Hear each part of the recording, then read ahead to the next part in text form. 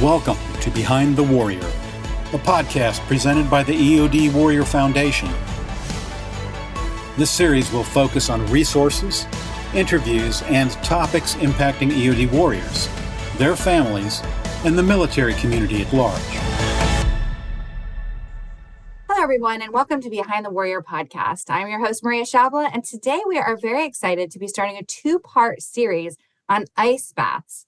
In our first episode, we'll be speaking with retired Marine Corps EOD Master Gunnery Sergeant Christopher Donald and his wife, Jess, and on the benefits of ice baths. And then the second interview, we'll be speaking with Jason Stauffer, Executive Director of Morozko Forge. Welcome to the podcast, Kris and Jess. Hey, thank you. Appreciate having us. Yeah, we're so excited for you to be here. So, Kris, I always like to start from the beginning. Can you tell us a little bit about yourself and your upbringing and what got you to join the military? a little bit about me. Okay, well, let's start from the beginning. Actually, I grew up out here in Phoenix. Had a great childhood. Was an only child. Spoiled. I was very spoiled and with that, I was kind of a bad boy. I got into a lot of trouble, and the Marine Corps seemed like a good option at the time as to the alternatives, and it ended up working good. What else was to that? So did you have anybody in your life that was in the military that kind of inspired you, or how did you actually decide to join? Well, yeah. So, I mean, of course, I had family. My grandfather was World War II. He was on D-Day. Had friends and stuff. Honestly, I actually tried to join the Army at first, and they just didn't show up. And then about a couple days later, the Marine Corps called, and they're like, "Hey, we're going to show up," and they did. Wow. And I'm super thankful that happened. But that's how I ended up in the Marine Corps, though. That's interesting. Wow. Okay. So did you go, I don't know, can you go immediately into EOD in the Marine Corps, or how did that work for you? No. So my career started off I came in right after high school. Like I said, I was getting into I was a naughty boy. He was naughty. I was getting into a lot of trouble. And so I was like, hey, I better just do something, get out of here. Otherwise, it's going to go bad real quick. So I ended up joining the Marine Corps, and one of my buddies had actually had just joined, and I wanted to join the infantry, but I was young and dumb, and I was scared. I was like, I don't know what's going to happen. So I ended up joining this infantry support package, and I ended up becoming a combat engineer. And from there, it kind of was just leading me into the direction of EOD. As a common engineer, you're supposed to build stuff and blow stuff up. Well, I was a spoiled kid from Arizona. I had no idea how to build anything, so I was terrible at that. And then, but I was pretty good at blowing stuff up. So they ended up sending me to Quantico as an engineer. I started teaching the lieutenants down at TBS all about applied demolitions and countermine warfare. And from there, I think they actually screwed up my orders somehow. The Marine Corps does make mistakes. And I went to do a special operations training group. And for those guys, they were short on personnel. And I was supposed to go out there as a range maintenance guy. Again, I didn't know how to build anything. So they were like, hey, we're short on instructors. We have a course coming up for Force Recon that we're doing to applied demolitions, and then we have a breacher course after that, which is like blowing up walls and everything. And I was like, hey, I could teach. And they're like, really? And I was like, oh yeah. And I just threw something against the wall, see if it stuck, and it actually stuck. So then I started teaching those guys. So they started sending me to all these schools, really, that as a combat engineer I had no business going to. Having the time of my life. Yeah, I was having the time of my life. Showing up to work and, tennis shoes, a flight suit, 45 on my hip, and a baseball cap. It was the greatest time ever. Well, they realized I was having such a good time, so they kind of gave me an option one day after about 2 years. They're like, hey, are you having fun here, Kris? And I was like, I'm a blast. And they're like, yeah, you're done here. You're either going to go take the induct for Force Recon or you can go over to EOD. And I was like, ooh, okay, all right. And so we were doing a CQB package that day, like in the housework and stuff. And I remember looking at the Force Recon Platoon Commander at the end of the day. Now, mind you, I'm helping teach. So I'm tired, and I was just teaching. I'm outrunning the students at this point. I watched the Force Recon Commander like, all right, boys, get your stuff on. We're running back to camp. I was like, God, it's late in the day. I'm tired. That's like 5 miles away. They got all their gear on still. I watched the two EOD guys go, see you guys tomorrow. They walk over to their cars. I was like, they're doing all the same fun stuff without the BS. So that is how I ended up becoming EOD. Interesting. Wow, that was a winding road, wasn't it? It was different. It's definitely different. And then so the rest of my career was spent in EOD, and I got to do a little of everything. I was very fortunate. I got some different gigs that other people didn't get. Some joint pilots like at the schoolhouse. I had ground division and nuclear ordnance division. I got to go to tons of schools. I got to be a part of Joint POW Missing in Action Command and all over Europe and all over Southeast Asia. I got all the fun of Iraq and Afghanistan. I mean, as far as careers go, I've always been lucky, and I had a lucky career. So yeah, that's pretty much. I mean, pretty much it. The rest of it, same as everybody else. Pretty much, I just did it looking better. Well, it sounds like you definitely enjoyed your career, and that's incredible. So this year, we're really trying to focus on transitioning out of the military and the struggles that go along with that. So can you tell our listeners about your transition? Yes. Well, that was a big struggle of mine. So towards the end of my career, two wars take a toll on anybody. And I had a lot of survivor's guilt. I lost a lot of friends. A lot of my friends were severely injured. And then there was me, and did I get rocked a few times? Yeah, but nothing bad, nothing to the extent. I had a lot of survivor's guilt, and I was put in charge a lot. And so I had a responsibility of other people. And, every time we go out, I'd be like, man, I'm going to plant 40% of these guys, because that was Marine Corps EOD casualty rate at the time, like 40%. And I was drinking a lot, smoking a lot, and bad marriage, and it all just came to a peak, and I just went straight downhill. And I ended up in Wounded Warrior. I ended up in Oasis. A mental facility for a little bit, Oasis, which is a PTSD treatment thing. I ended up living in Balboa Hospital after that for a little while. I was struggling. I was never a pill guy, but once they got me into the system, next thing I know, I'm on probably 15 different meds, insane. Medications that never should have been taken at the same time.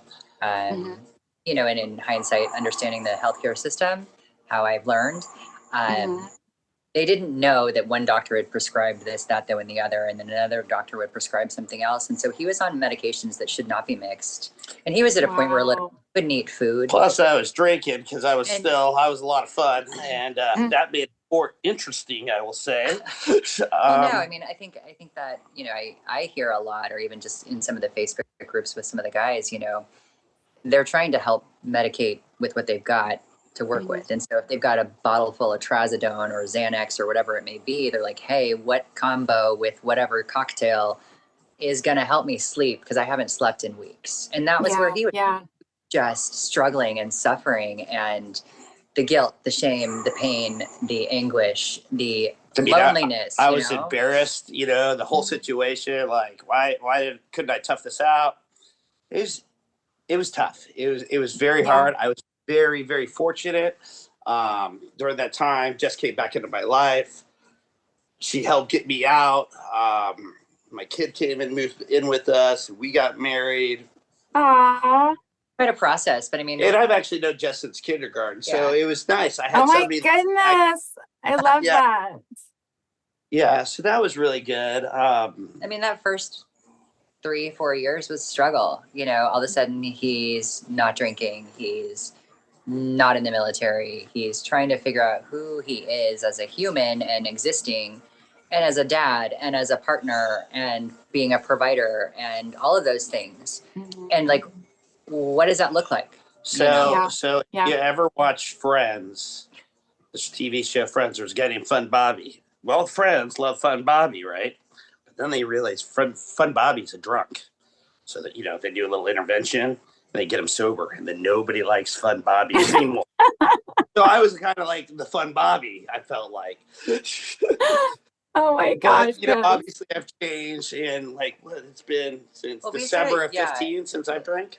Yeah. So he just passed 8 years without a drink. And that's wonderful. I'm Scotch Irish. It's what we do. Yeah. Wow. So how did you get there? How did you go from despair to where you're at now? While I was in Balboa, I had I can't remember his exact title. There's a man named Sean Chaney.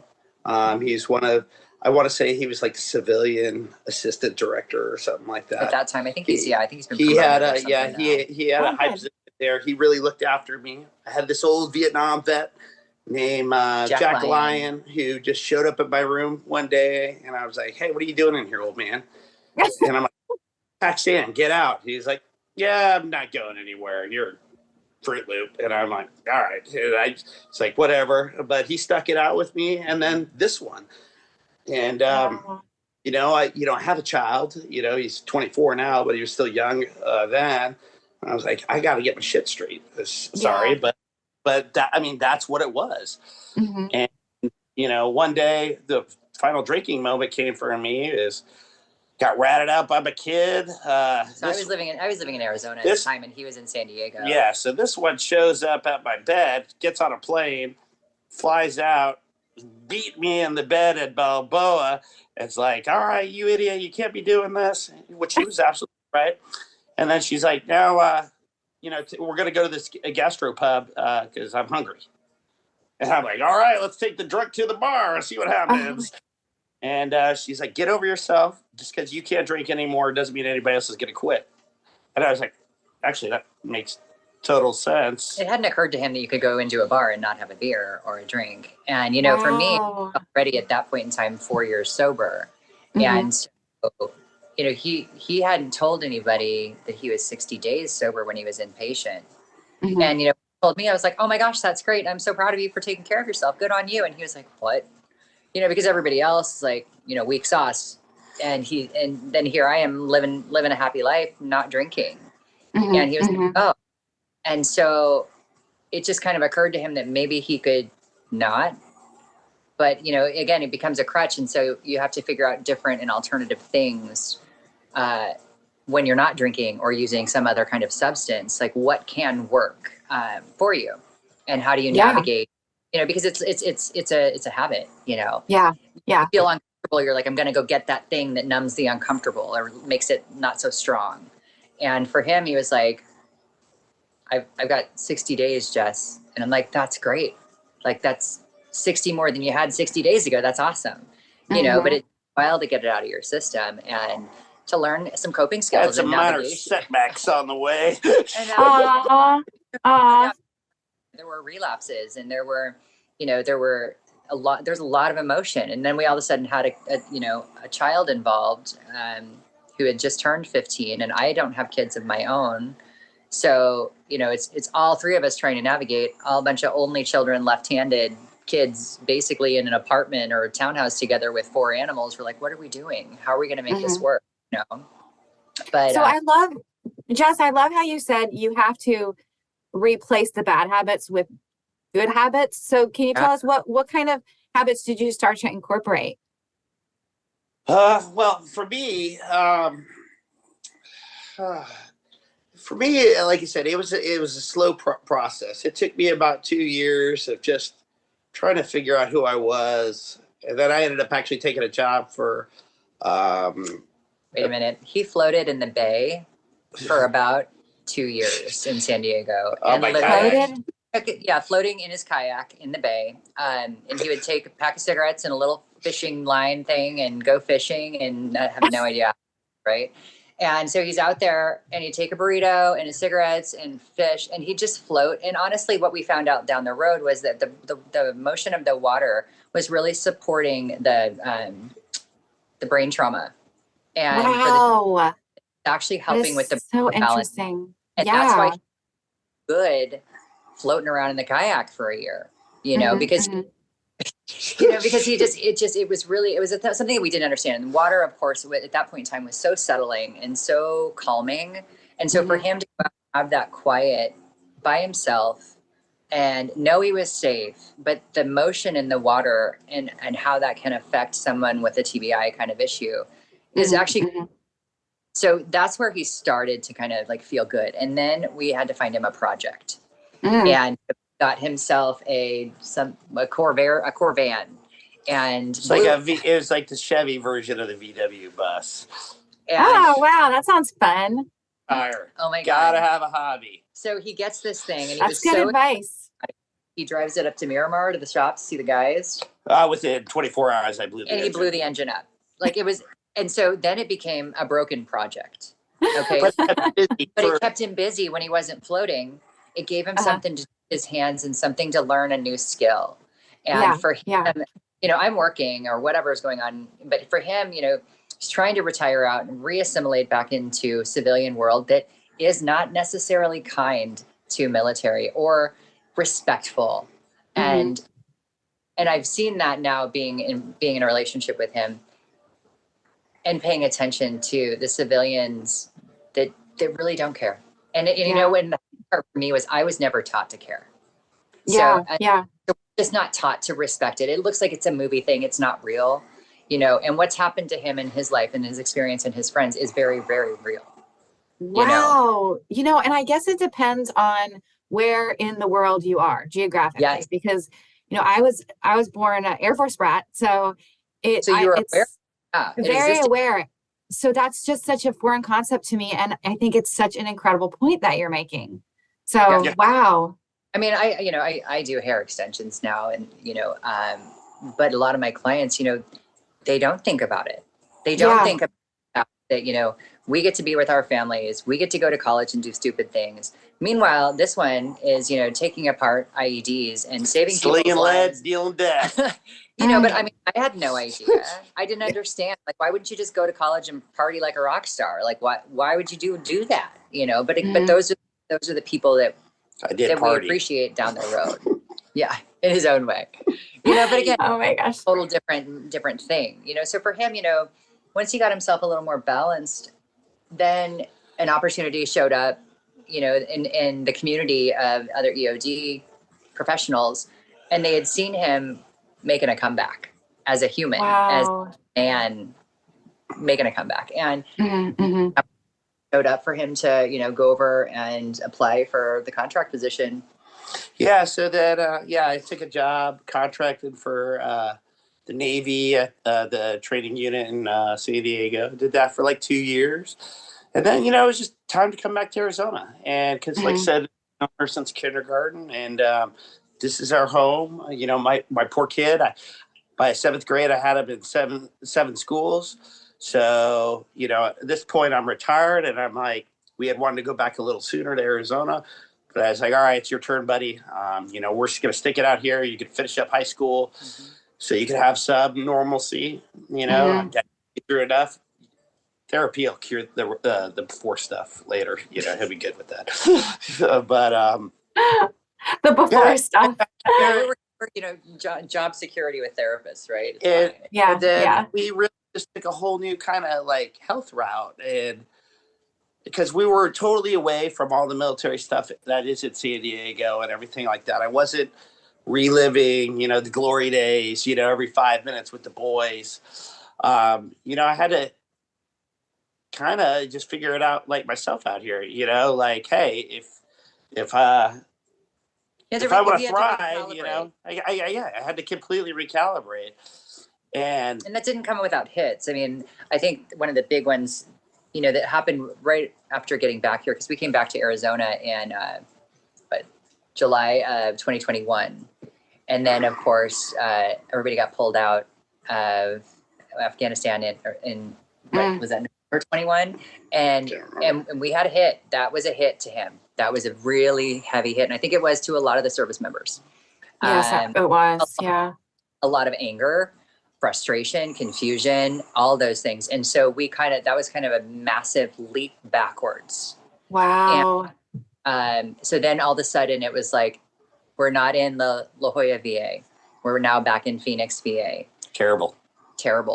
Oh, no. From what I've understood, one of the worst that there is. And we're so managing, I'm trying and we're doing really well now. Yeah. So like it's good. We've had obstacles since we've been back, and we're overcoming them. I mean, it should go for anybody, like, okay, there's something in your way, breach that wall, go through it. There was just, I think for me, what I saw as his caregiver, there were no support systems in place when they pulled everybody out for everybody that was home or struggling or transitioning or anything. And there was just so much in the community of what was going on. And again, I'm a total civilian. So now for him, helping him, and the struggle that I just don't understand, so I had to find something. I was starting to look for things that could help navigate coping skills, because I saw that, like, oh God, we're going backwards. This is not okay. The depression and the memories and the trauma of it really hit him hard when that happened. I had a lot of survivor skill, and I mean, we were busy. We did work back then, and the boys are still doing work now. God bless them and everything like that. It was just a bloody time though for us, and all our mistakes were in blood. All our lessons were learned from blood, and as a leader at that time, it's tough because you're like, but you got to have that tough face on, for the boys and everything like that. And I did the best I could. I mean, were mistakes made? Of course, tons. Did I burn some bridges on the way out the door? Yeah. Did I lose some friends that I love and still miss to this day? Yeah. Working slowly to mend those, wounds. But overall, this direction that we've gone, or that I've gone, last, I'd say 2 years They've been profound. They've really been profound. And I can honestly say now, I think I'm happier. I feel healthier than I think I ever have.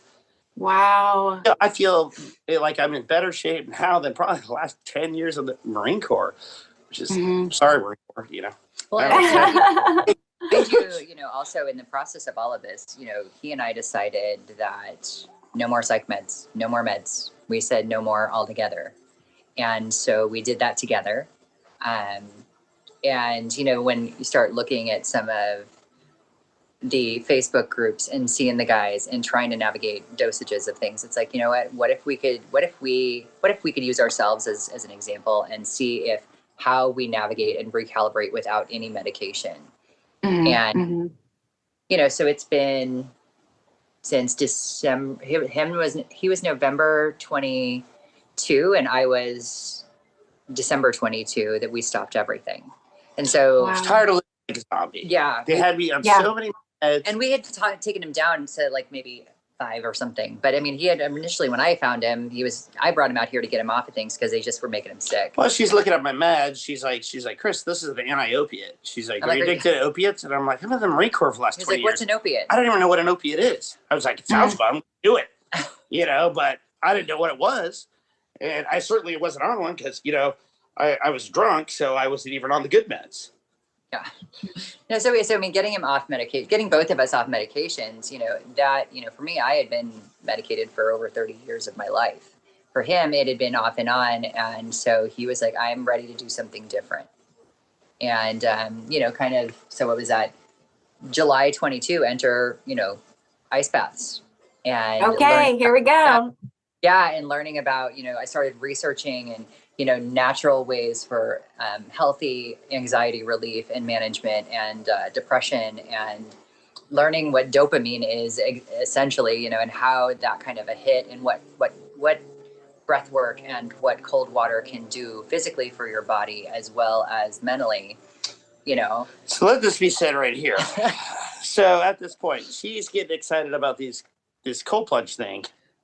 This kid hates the cold. Up a nose, tip of my nose right there. Not a whitehead. That's frostbite. That's frostbite. I do not like the cold. So she starts doing these cold plunges. I'm going to go try this cold plunge It thing. literally took her 2 months to actually get me in to go do it. Wow. Yeah. It's a little place called Optimize here in the Valley. And it's actually run, one of the guys is a former Coast Guard, and the other one's like a former jiu-jitsu kind of champion, badass kind of guy. They both are total badasses, but they found a route to deal with physical pain in their bodies as well as mental anguish and depression and all of those things. And so I started researching them, and then I researched Optimize, and then I researched what they have to offer, and then I started researching, you know, Wim Hof, and I'm like, oh my gosh, I think this is the answer. So I go, and it's a community kind of vibe that they do some compression, like on your hips, legs, or arms, and then you do, you know, an infrared sauna for like 15 to 20 minutes. So each station is like a 15, 20-minute thing. And, I've been to one of those before. Oh my God, they're so cool. And yeah, I like it. Well, you know, biohacking and longevity and things like that. And again, it's no pills.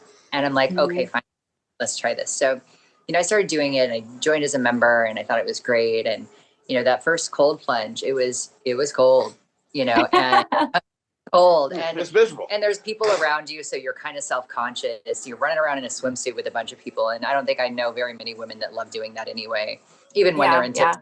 You just get insecure. And now you're jumping into cold water, and you have to be kind of a baddie and like manage yourself. But there's somebody there. There's somebody there that's like playing like a sound bowl and talking you through it, because like it's breathtaking. It takes your breath. Have you done it yet? It takes your breath away, and you get scared. You go through all these things in your head that this is wrong, and I can't be here. Yeah. But do you feel like you're gonna die? It's like fight or flight. You're like, so initially, your first couple of times, I'm not gonna lie, yeah, like but here's where it worked for me. So, like I said, I hate cold. I didn't want to do this thing. It's been 2 months. I'm like, I'm tired of listening to it. I'll just go do it. You get in there, and you're just trying to, you know, I'm a dumb jarhead. And he only went to like maybe just chest-ish, and he's like muscling through it. You're trying to muscle through it, and you can't do it. You're not going to win. And so what it forces you to do is it forces you to center yourself, to calm down. Okay, I'm not going to die. This is only a couple minutes. It's cold, but again, you're not going to die. Man up. And we are a little competitive about it. When we first started doing this together, he's like, well, if you can go 5 minutes, then I'm going to go in 5 minutes. And it's like, oh, if you can go in 5, I'm going to go 5:15.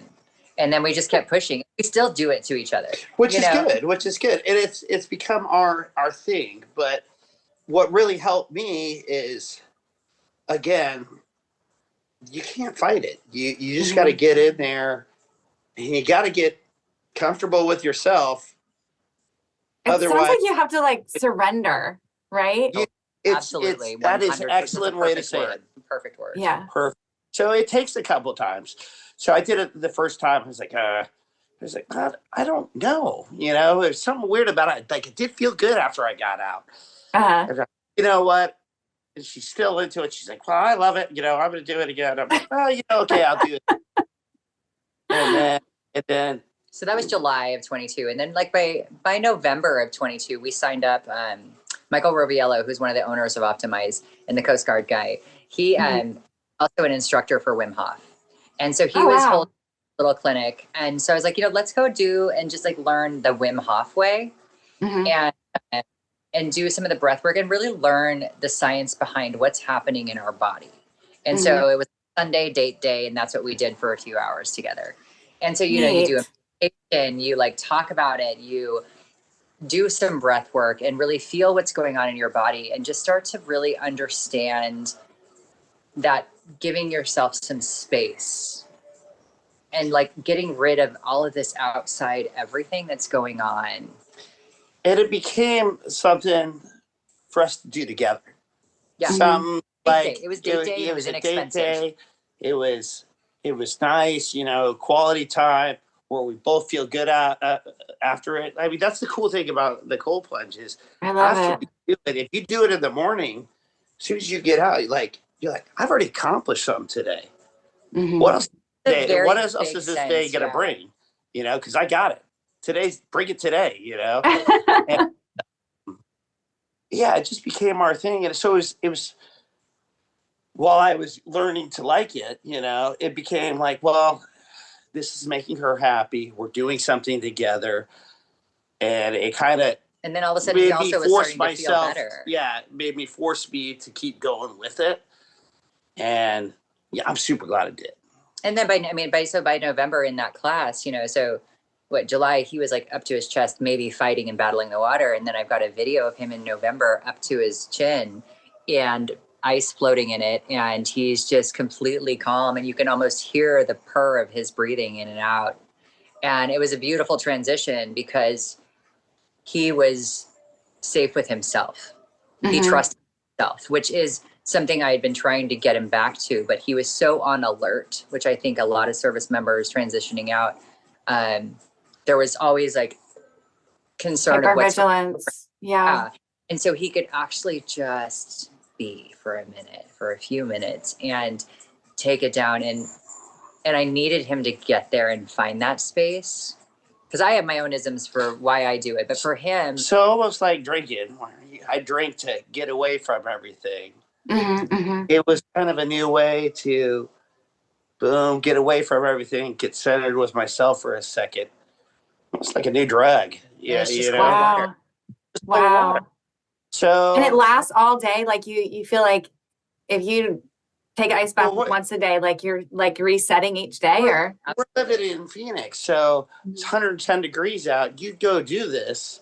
You go out to the car. The windows were all rolled up. So you can fry an egg on that car.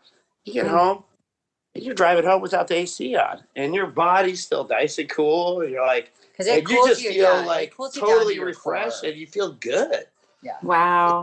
Like I said, though, but that's not on your first time. Yeah, just like yoga, it's a practice. It's one of those days things. It sucks. Yeah, and sometimes it's tough to motivate yourself to get into it. Like she just had surgery, so we weren't.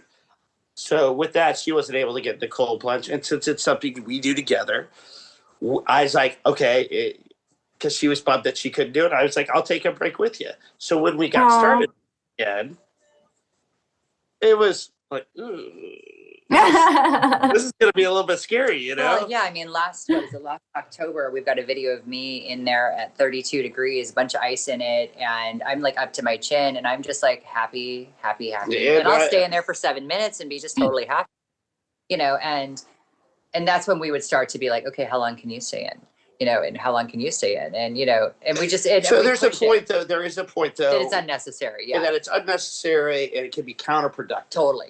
Yeah, Jess did that, too, just to make sure. One. And but we have found, for us personally, about 5 to 7 minutes, because we're just starting back up right now. It's at 42 right now? It's at 42. But I can tell you by next month, we'll probably be back down to 33. Wow. 30. Yeah.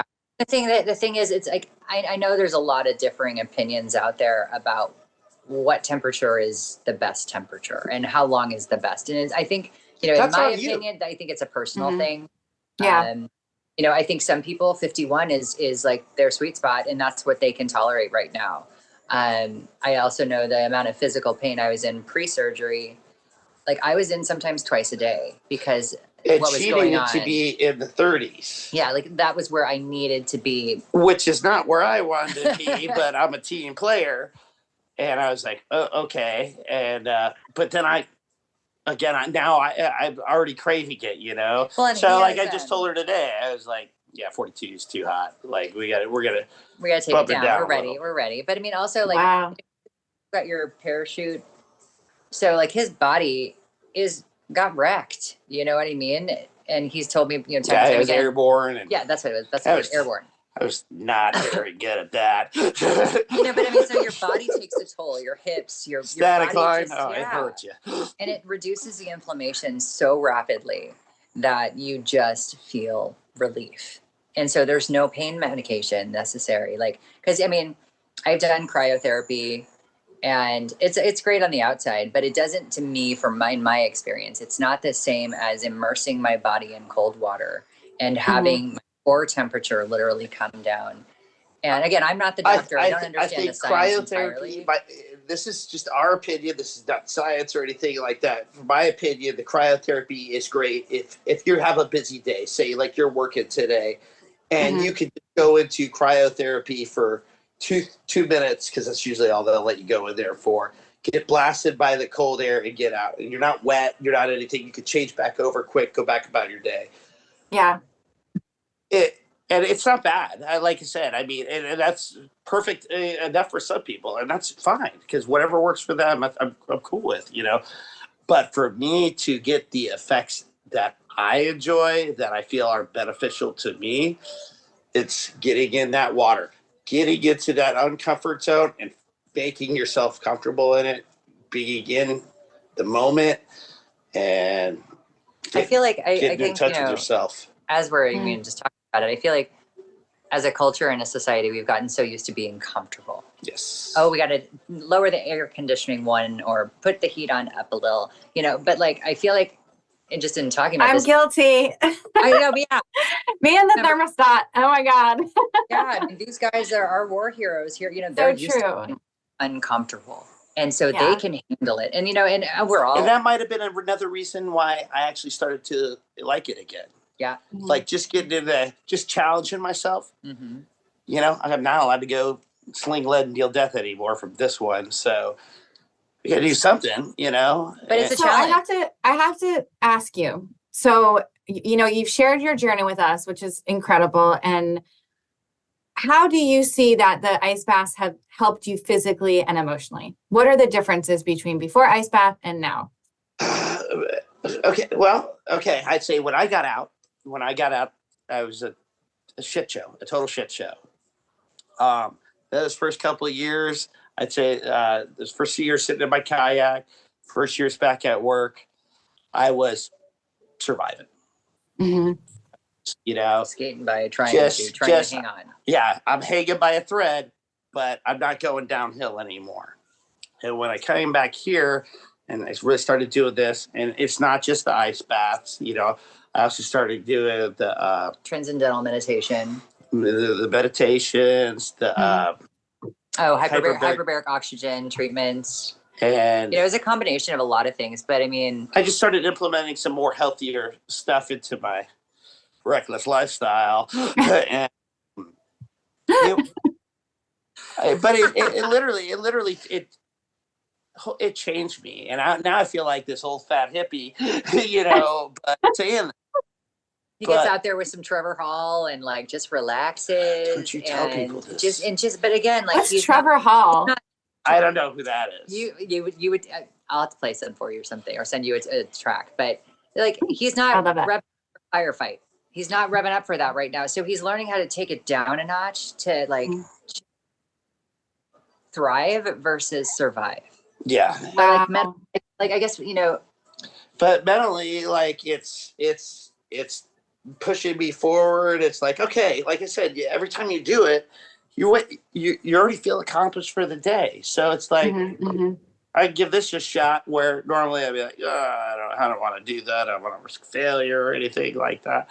Go for it, And so that whole attitude, it just changed me in a positive way. I mean, for me, I feel like I'm a better person to myself.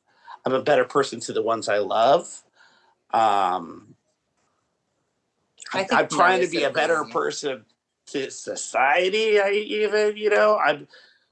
Noticeably, though, the anxiety of, couples, we want to go out and get dinner with another couple. So ladies, we always do that, right? And like a lot of anxiety about just going out. Yeah, I don't want to go. I don't want to go out with people, and I don't want to go do this. And, and he's gotten a lot more comfortable with it. And again, there's no substance needed when you have a little anxiety. You can recognize, oh, it's just anxiety and a little discomfort, but I'm going to be able to navigate. It's like that movie, Yes Man, Wow. just kind of quit saying no to everything. The depression is almost non-existent at this point. And understanding, again, I'm not a scientist or a doctor, but the dopamine hit that the cold water and how that affects you and your brain, for him, minimal depression, if any, anymore. And I still see stuff on the news. I see stuff on the news how this stuff is great. I see stuff on the news how this stuff is bad. I see it goes both ways. But I can tell you what, it's working for me. It's working for my wife, everything like that. And so my thing would be, just try it. It's just cold water. I'm not telling you to take a pill. I'm not telling you to do anything stupid. I'm saying go supervised. So if you do freak out in the water, somebody's there with you. Give it a shot. If you hate it, don't do it. But it's just what worked for me. And that's and speaking of that, Kris, because you went from surviving to thriving. And didn't you tell me that you had even invented something? Well, when I say I invented something, this is something that me and my brothers in EOD all kind of basically talked about while we were in, and how we'd wish somebody would have, because that's pretty much the standard while you're in. You're like, oh, somebody should make this. And then later somebody actually makes it. That was my idea. I should Anyway, so, one of my things was in Afghanistan. So I started this company called Section 8, because I was a little fruity at the end. And I'm not sure if you're aware of Section 8. It was the old term for mentally disqualified for the military. Oh my gosh, I didn't realize that. So I thought that would be a fun one for the government. And so what I did was, since this is the EOD thing, I made this pull line. So like most of our stuff was at like Foot Mobile in Afghanistan, and so it was what you could carry. So it was down to some rope and a couple carabiners, some cutters in your pocket or whatever. And what I found is we'd be pulling these heavy homemade jugs of homemade explosives out of the ground, 40, sometimes 80 pounds and stuff like that. And when you're pulling up from a distance, it's hard. So you need a little bit of leverage. So I remember first time I got a good one in there, and I'm wrapping around my rifle magazine, and I go to pull it thinking that'll give you a little bit leverage. Well, my magazines were plastic at this point. So boom, there goes that, breaking all over the part. I'm like, oh, I hope I didn't need those bullets. And I don't know if you know this, I have one of those faces either you want to punch or shoot at usually. So immediately somebody would start shooting at me. Or then I was like, you know what? That magazine will break. So I'll just wrap it around my rifle, my line around my rifle. And as soon as I do that, somebody starts shooting at me also. So I made this little thing. It's just out of aluminum. So I got my carabiner on it. So when I did have something heavy to pull, I could just wrap it around, and then I'd pull on it like this, and it's heavy duty aluminum. Well, it's heavy duty aluminum, so it could take a lot of weight, but it's not going to break on you, and it's nice and light. And it was just something, because we get back-to-back calls, so when you're on a call and then you're trying to get your line together and you just shove it in your pocket, it ends up just being a big wad of mess. And, now you're going to get shot at. Everybody hates you because you're taking forever on the call. And you're like, So I don't know, something I just did. I made it so you can put a little Gerber through it. So it's a little reel now. So in theory, it will. It's fail safe. It can survive. And the new threat is the Pacific, from China and everything. We're talking about island hopping again. And if you ever watch the Pacific on HBO, you see these guys coming out of Guadalcanal, and their boots and their clothes are basically rotted off their body because the conditions are so the reels that the kids have now, they jam, they break. There's no way they're going to survive that kind of harsh climate. So I wanted to make something that was just one piece. And we're getting looked at. I got Secret Service got it. Marsock's got it. Some guys at JSOC got it. So the SEALs got it. Local PD here has it. It hasn't gone to where I hope one day it can go, but it's going in it's going in the right direction. And and again, it's something like I feel good about. I'm not bringing something to the table that's going to bring more hate, discontent, and death and destruction. Well, and I think the demining capabilities and the usefulness there as well have really been. It feels like I feel like I'm good for him as well, just because he told me one day, he's like, I'm just kind of tired of the killing and war and all of it. He's like, like not. And I mean, that was kind of like an unexpected thing to hear. It's like, oh, because might have to delete that part out. No, because he's like, he was just like, I'm tired of killing him. I'm tired of killing things and things dying all the time. And this way I actually feel like I'm helping. He's helping. And, the demining for, Just, in Ukraine, you look at Ukraine right now. And if I could if you're an American citizen, would you rather give a bunch of missiles and guns that with no accountability for, or a piece of aluminum with some rope on it and say, hey, when this is over, go clean it up yourself. You got it. We'll send a couple guys out there to train you, but you go do it yourself. Like that. So your company is called Section 8, or that thing is actually called a Section 8? No, the company is called Section 8. I just call this the pull-out tool. The pull-out tool? Oh, clever. Okay, that's an interesting name. Leave it alone. It's so technical. I just don't know what to right? Yeah. Come on, I'm a dump jar head. I eat crayons. Oh my gosh. Well, that is just incredible that, that you took that need and that you created something to fulfill it. I'm blown away by that.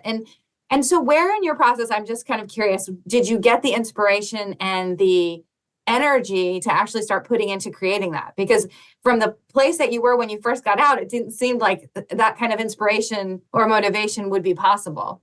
Yes. So that's great. Okay. Well, like I said, as soon as I said retired, it said have a hobby, right?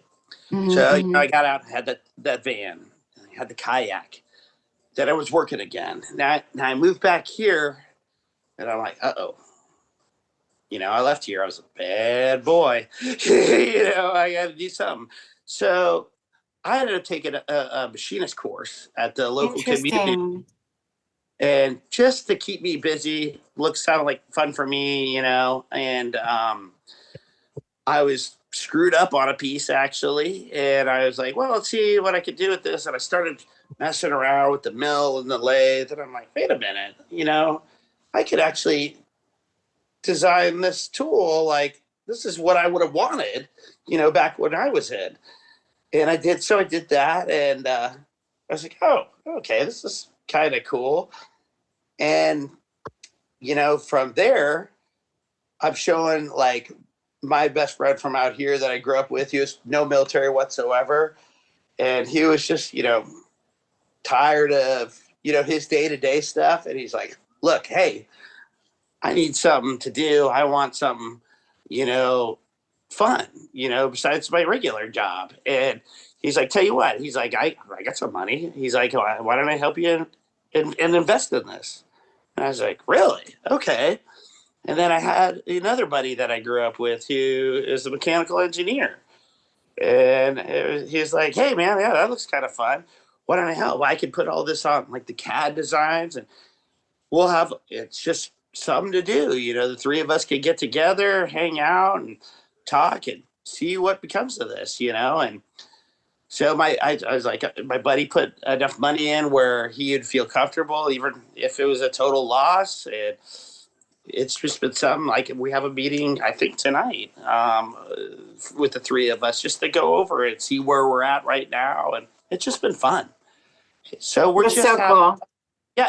And that's a nice part. So like we're at a point where, are we still a little in the red? Little, but we're not at a spot where I have to go, oh, you have to buy this, otherwise, lose our house. No, if you don't want it, cool. I don't care. If you don't like it, That's fine. Do I think it'd Oh be my gosh. a tool for them? Yeah. Do I think it's better than what they got? Yeah. Okay, so anybody listening that's like, I want one of those now, how do they get one? Well, first off, if it's my EOD boys and everything like that, or if it's any first responder, they need to contact me first. If it's individuals, I look after them and I try to take care of them. But just go to www.section8EOD.com, and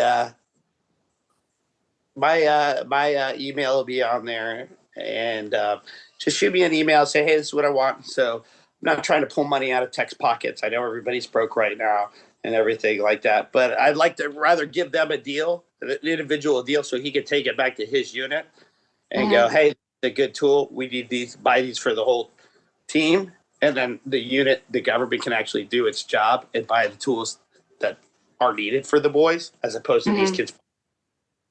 But if they want it right now and they are having issues with their shop spending money, call me first.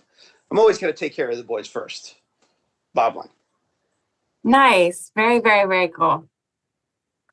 Well, what a story you two have. And I just love that you were in kindergarten together and then life brought you back together, and how much you're supporting each other. And it's such a beautiful story. So, I'm just really glad to have you join us, Jess, and just hear your perspective, helping Kris navigate all of the things post-service. So it's a lot. I mean, it's a lot. And as if, spouses and SOs have not been through enough, it's a whole different person they're getting ready to meet. But it's definitely a process. That's such a good point. Well, so I'm going to have to try to ice bath. I'm so inspired by you guys. Well, just come over. It really isn't for everybody. But the point of the whole thing is don't be afraid to get uncomfortable with yourself for a little bit, to try something new that could be potentially very, very, very beneficial for you. Like I said, I hate cold, and I love this now, and it's changed me. But that's me. I don't know how it'll do for you, but worst case for you, trying it since you have it, is you can go, hey, I tried it. I feel accomplished. I say give it 3 times before you give up. Yeah. Okay. I do. Because I think that's a good idea. I think give it three hefty tries. We had a friend come over and she kept jumping in and out. She's like, can't do it. And then okay, I'm like, here's the deal. I think start small. Mentally, start at a little warmer water. Start at 2 minutes, 5 or start with cold showers. Wim Hof has an app, and it's start with a cold shower and see how you can because again, I don't like it because the parts and pieces are exposed to air and then they get colder. And I'd rather get in the water. But again, some people may not have that. Makes sense. It's just the breath work alone. Try a cold shower. Try the breath work. Yeah. Well, I love the shout out for transcendental meditation too, because so good. I practice and I find that to be really helpful with stress and anxiety. I love TM. Practice that in the water. And then all of a sudden you're like, oh wait, I've got to get out. Because again, when I first started TM and started learning how to do it, it was like, oh, I can use this in there. And so I'd get in and I'd forget and be like, I'd be so calm and so comfortable. Wow.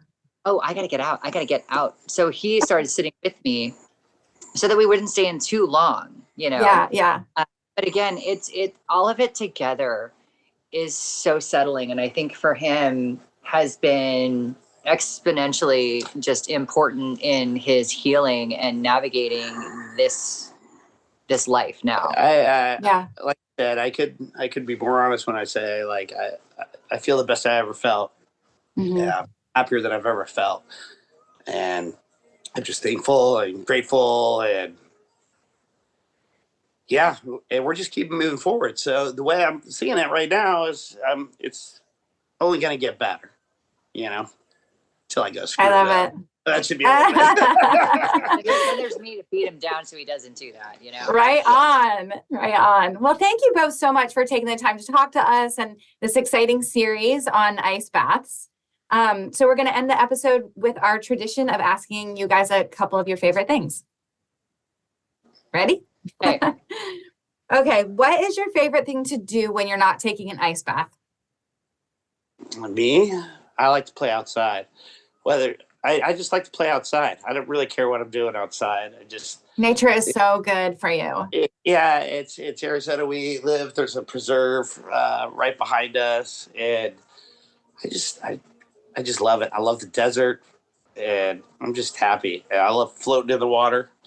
He's also got a little hot tub out there, so he like bounces back and forth from like suntanning to the hot tub to the cold plunge. Nice. For $400 at I'm Walmart. telling you, It's the retired greatest life. $400 you'll ever spend. Retired life is a thing. Oh my gosh. What about you, Jess?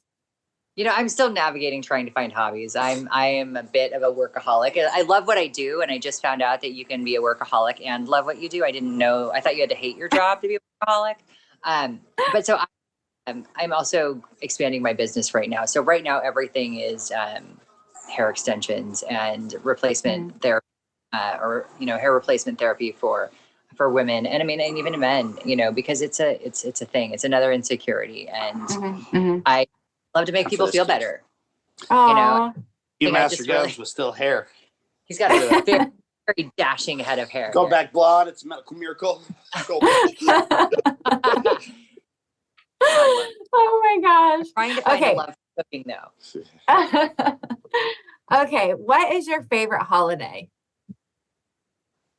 I'm retired. Every day is a holiday. Right on. I can't wait for retirement. It's so good.